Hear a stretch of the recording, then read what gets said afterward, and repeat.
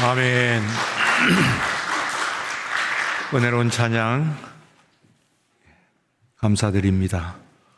예배 순서를 맡으신 분들과 예배를 위해서 도우시는 모든 분들께 또한 감사를 드립니다. 오늘 야고보서 말씀을 가지고 솔직 담백한 믿음이라고 하는 제목으로 말씀을 함께 나누도록 하겠습니다. 우리는 신구약 성경 66권이 하나님의 말씀인 것을 믿습니다. 그 중에서 구약 성경 39권은 유대교에서 하나님의 말씀으로 이미 받아들인 것을 우리가 그대로 받아들인 것이고, 그리고 신약 27권은 그 후에 교회가 하나님의 말씀으로 받아들인 겁니다. 우리가 받아들인 것이라고 이야기합니다만, 그러나 이 말씀이 기록될 때에 성령의 영감, 영어로는 inspiration이라고 합니다. 성령의 영감으로 기록이 되었고, 그리고 또한 우리가 그 말씀을 읽고 들을 때에 그러므로 성령의 조명, 일루미네이션이라고 합니다. 성령께서 빛을 비추어 주셔야만 그것이 하나님의 말씀으로 우리 속에서 읽혀지고 믿어지고, 그리고 그 능력이 역사할 수가 있는 것입니다. 그러므로 성경은 성령께서 기록하시고, 그리고 또한 성령께서 그것을 풀어주시는 역할을 하시는 것이라고 생각할 수가 있습니다. 근데 이 말씀은 우리가 신구약 66권은, 특별히 신약 성경의 27권은 교회에서 그것을 하나님의 말씀으로 이제 받아들이는 것들, 그 과정 가운데서도 역시 성령께서 역사하신 것으로 우리는 고백을 합니다. 우리가 알고 있는 이 27권 외에 다른 성경들도 성경이라고 주장하는 그런 것들도 있었습니다. 그래서 예를 들면은 베드로 복음서라든지 바나바서라든지 하는 이런 책들이 있습니다. 클레멘스 1서, 2서 이런 그 책들이 있습니다. 혹은 지금도 여러분들이 천주교에서 받아들이는 마카비 1서, 2서와 같은 그런 신구약의 중간기에 쓰여졌던 내용들이 있습니다. 이 내용을 가지고 그 내용들 가운데서 우리가 지금 27권의 성경을 카논이라고 합니다. 우리말로 정경이라고 합니다. 하나님의 바른 말씀이다, 그렇게 이야기하는데 교회가 한 것이라고 할 수 있습니다만, 그러나 그 뒤에서 역시 우리 성령께서 원래 그 성경의 원저자들, 우리가 각 바울을 위시한 그런 저자들이 있습니다만, 그러나 그 원저자, 오리지널 오서, 원저자가 성령이신 것과 같이 여러 서신들 가운데서, 복음서들 가운데서 그렇게 아주 많지는 않습니다만, 그러나 이 카논, 정경을 선택하게 한 것은, 결정하게 한 것은 오로지 성령께서 역사하신 것이다, 그렇게 생각할 수가 있습니다.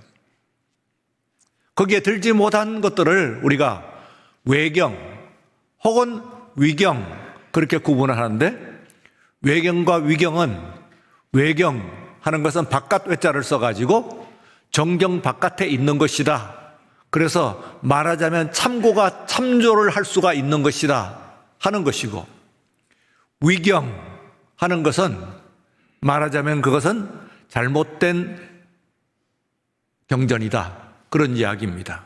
그래서 말하자면 거기에 있는 내용을 그대로 받아들인다고 한다면은 오히려 정경에 있는 말씀과 어울리지 않을 뿐만 아니라 또한 그 말씀을 위해한다 하고 생각하는 말씀이 바로 위경이라고 하는 것이 있습니다. 여러 번에 대할 수 없습니다만, 그러나 이런 것들이 있다고 하는 그 사실 자체가 아는 것이 우리들의 신약 성경의 그 내용을 이해하는데 대단히 도움이 됩니다. 마치 여러분들이 맨눈으로 저 해와 달을 벗어난 다른 우주 밖에 있는 그런 것들을 다 볼 수 없습니다만, 그래도 이 지구라고 하는 것이 여러 세상의 이 별들 가운데서 있는 하나의 별이라고 하는 것을 우리가 생각을 하면은, 그러면은 그것을 아는 것이 훨씬 우리 자신을 이해하는데 신비롭죠.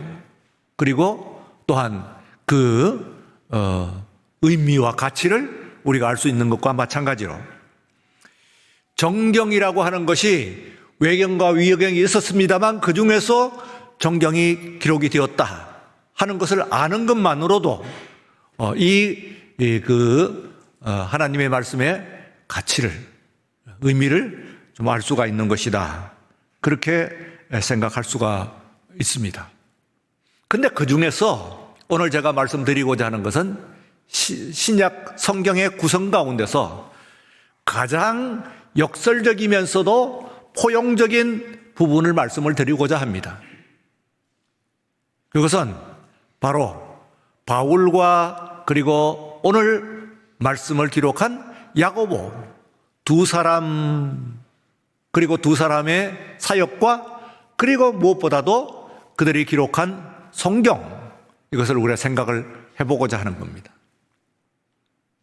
이 두 사람은 공통점이 있습니다. 첫 번째 그 공통점은 예수님께서 사역하시는 동안에 있어서는 그들은 예수님을 만나지 못했을 뿐만 아니라 또한 예수님에 대해서 비방자요 배척하는 사람들, 배척자들이었다, 그렇게 생각할 수가 있습니다. 그런데 예수님께서 부활하신 것을 보고 그리고 부활하신 예수님을 만나면서 이 두 사람이 예수님의 제자가 되는 것입니다. 그런 점에서의 공통점이 있다고 생각할 수 있습니다. 그 다음에는 아주 큰 차이가 있습니다. 여러 가지 차이가 있습니다만 한마디로 이야기를 하면은 그 바울의 모든 가르침을 요약하고 있는 가장 중요한 말씀이 이신칭이 곧 믿음으로 말미암아 구원을 얻는다고 하는 거예요.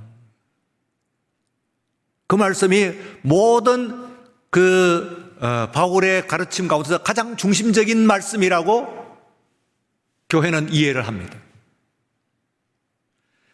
그런데 거기에 비해서 이 야고보서는 이행칭의입니다. 말하자면 행위로서 구원을 얻는다고 하는 그와 같은 가르침을 이야기를 하고 있습니다. 배부는 다릅니다. 배부는 찾아보니까 누가와 사도행전을 포함해서 바울 계통 성경은 무려 얼마가 나오냐면 270면에 달하는 거예요. 270페이지입니다. 영어로. 그에 비해서 이 야고보서는 곧 5면, 그리고 그에 있는 그의 동생 유다까지 합하게 되면은 그래봤더니 6면입니다. 이 야고보는 예수님의 친동생이죠.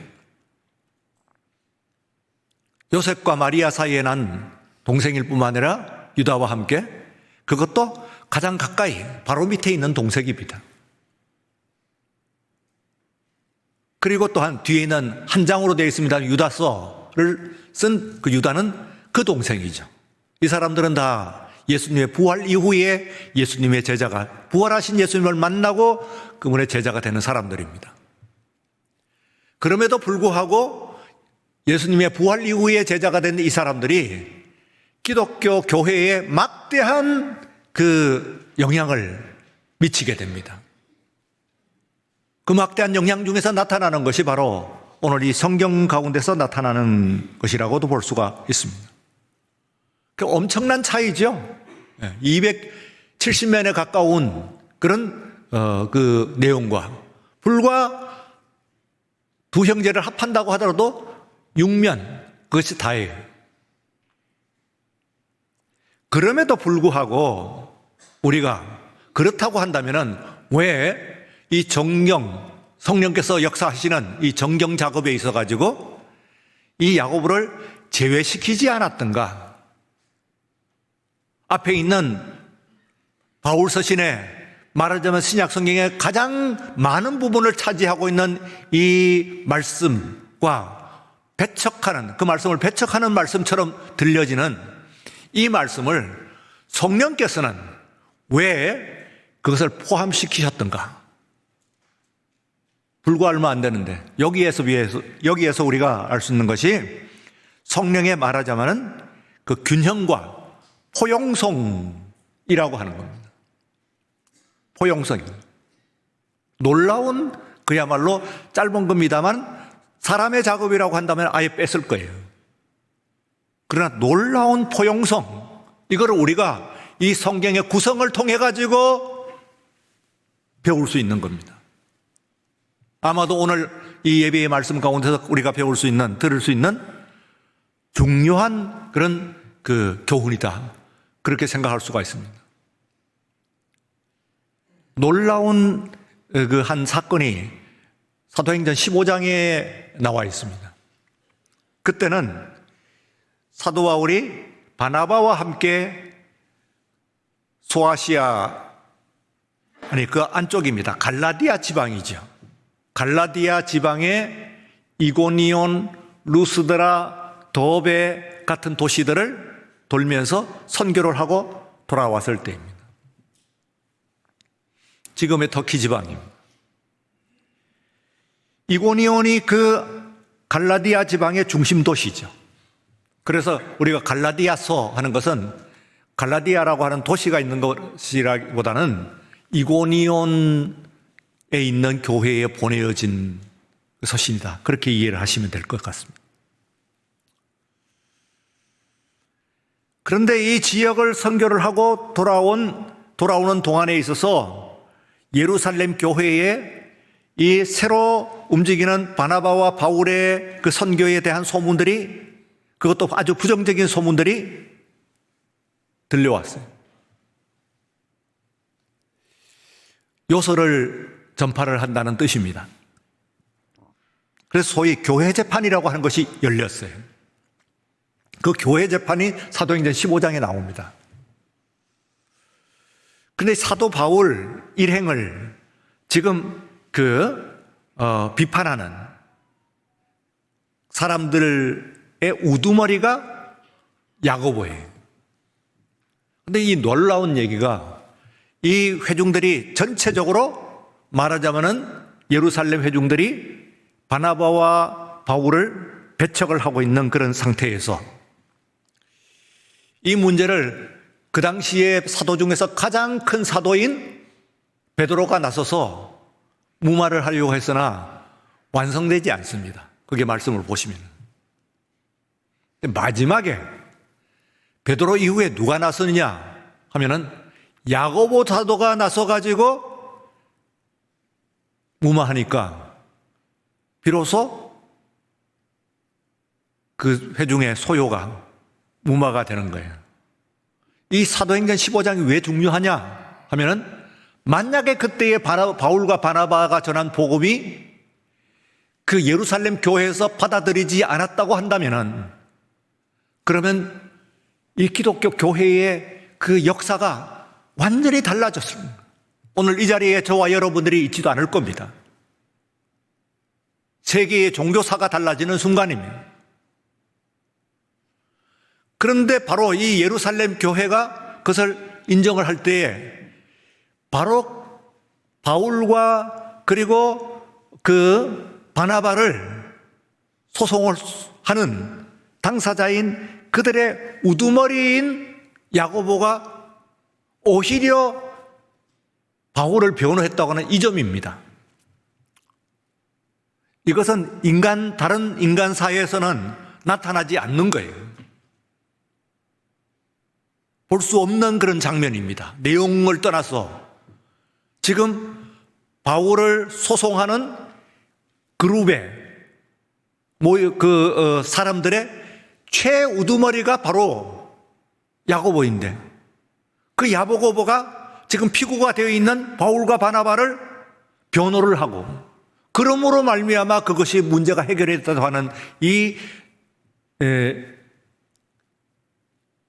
사도행전 15장에 나와 있는 이 정신, 그리고 또한 그 모습은 우리가 인생이라고 하는 것을 주어져 갖고 한번 사는데, 여러분이나 저나 다 인생이라고 하는 것을 자기가 주어져 갖고 사는데 아마도 가장 중요한 교훈이 아닌가, 그렇게 저는 생각합니다.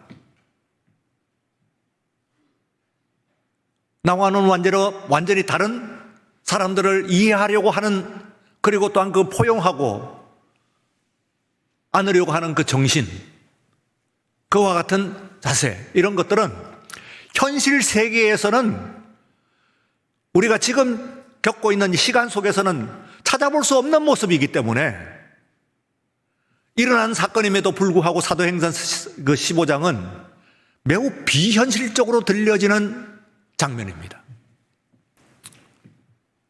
소위 우리가 대인배라고 하는 말도 씁니다만, 사실은 배라고 하는 말은 틀린 말이죠. 소인배는 몰라도 그 배라고 하는 것은 불량배와 같이 별로 좋지 않은 데 붙는 대인이죠.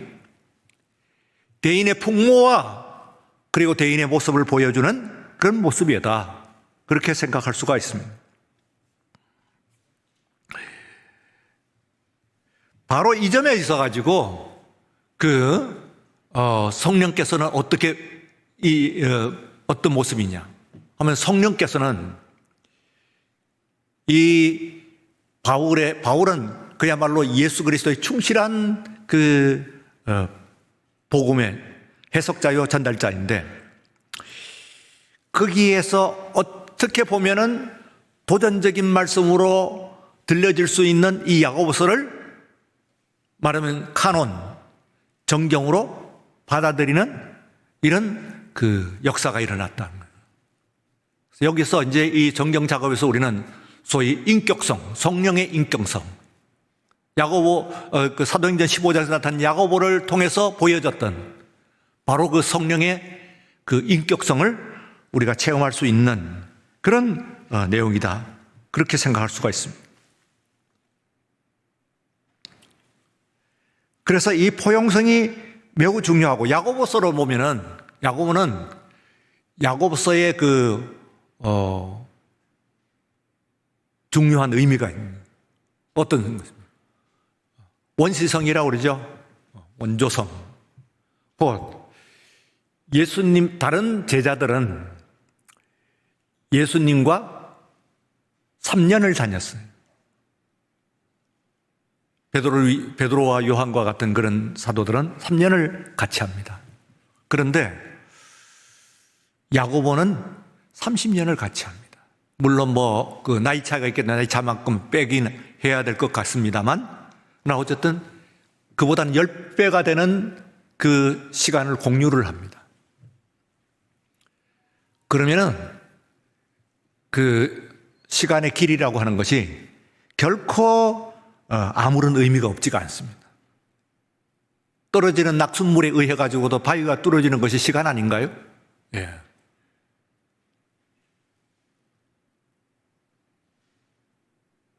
쓰러진 나무를 통해 가지고 석탄도 만들고 더 오랫동안 연마를 하게 되면은 금강석, 다이아몬드도 만드는 것이 시간입니다. 이 세상에서 가장 가치가 있는 것이 시간이에요. 우리가 생명이라고 하는 것도 사실은 시간입니다. 생명의 진정한 의미는 시간이죠. 그래서 그 안에서 이와 같이 역사를 하십니다. 시간 가운데서 역사를 하십니다. 이 야고보가 예수님과 오래 살면서 여러분들이 아마 느끼실 수 있을 겁니다만 여기에 오늘 본문 말씀을 한번 보시면은 예수님의 음성을 들을 수 있다. 그렇게 이야기를 합니다. 예수님의 음성이라고 하는 것이 뭐냐는 다른 바울 서신에서도 충실한 전달자이긴 합니다만 그러나 바울 서신이나 혹은 다른 제자들에게 느낄 수 없는 오랫동안 예수님과 함께 삶을 나눴기 때문에 예수님과 함께 한 느낌 이런 것들이 말에 그대로 나타나요. 그래서 야고보서를 읽게 되면은 이것이 의외로 예수님께서 복음서 가운데 했던 말씀에 그대로 이어지는 그런 느낌을 받습니다. 그런 정서를 우리가 느낄 수가 있습니다. 가만 읽어보시면 야고보서를 읽어보면 복음서에서 했던 말씀에서 어조라고 그러죠. 예. 의는 아닙니다만 어조가 바울에게 있어서는 확 다르죠. 그럴 수밖에요. 만난 적이 없는데요. 바울은. 어조는 다르죠. 그런데 놀라웠게도 야고보서는 예수님이 말씀하시는 어조와 거의 똑같습니다. 그래서 차이를 느낄 수가 없을 정도입니다. 그대로 예수님의 말씀이 이어지는 그런 어조를 느낄 수가 있어요. 아마도 여러분들이 그 말씀을 듣고 읽어보시면은 그러면 공감을 하실 겁니다. 예수님의 음성이 좀 나타나네 하는 그런 말씀이에요. 오늘 읽는 본문의 말씀도 마찬가지입니다. 근데 이 어조 가운데서 이 어조가 실려 있는 것이 솔직 담백한 성품이에요. 예수님께서 이 복음서에 나타나 있는 예수님의 인간으로서의 이 성품을 우리가 보게 되면은 굉장히 솔직 담백한 그런 모습이에요. 뛰어나게. 보통 대부분 사람들은 좀 꼬이죠. 근데 아주 솔직 담백해요. 예수님. 근데 야고보가 그래요. 그래서 말씀을 보면은 여러분들이 읽다 보면은 야고보 사도와 만날 수가 있습니다. 아주 독특한 솔직 담백한 그야말로 가을의 찬바람과 같은 그런 성품을 갖고 있기 때문에 이 야고보서를 읽다 보면은 짧은 서신입니다. 가만 읽어보면은 그를 만날 수가 있어요. 매우 독특하거든요. 대부분 사람들이 이 세상에 꼬였거든요. 근데 안 그래요.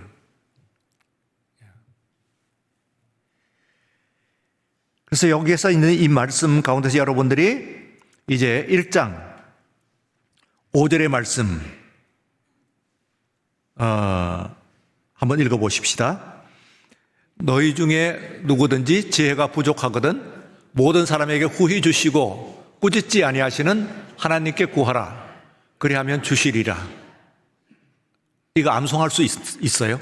여러분들이? 예, 한 번만 더 해보죠. 너희 중에 누구든지 지혜가 부족하거든 모든 사람에게 구히 주시고 꾸짖지 아니하시는 하나님께 구하라. 그리하면 주시리라. 예, 오늘 이 말씀이 여러분들에게 요절의 말씀이 되기를 원합니다. 예배를 마치고 갈 때 외워가지고 갔어요. 그러면은 이 말씀 가지고 돌아오는 한 주뿐만 아니라 여러분의 삶 가운데서 지혜가 부족하거든 구하라. 그러면 모든 사람에게 꾸짖지 아니하고 후히 주시고 꾸짖지 아니하시는 하나님께 구하라. 그리고는 그리하면 뭐라고 해요? 주시리라. 아멘. 믿습니까? 예. 이거 믿어야 돼. 갖고 이론을 붙일 필요가 없어요. 지혜가 부족하거든 구하라. 그리하면 주실 것이라 하는 주님의 말씀이 그대로 반영되어 있잖아요. 그때 그 예수님이죠. 다른 사람이 아니죠. 느낌이. 그래서 야고보의 매력이 있다는 거예요. 야고보서의 매력이. 그 뒤에 있는 말씀도 한번 읽어보십니다. 6절부터 8절까지.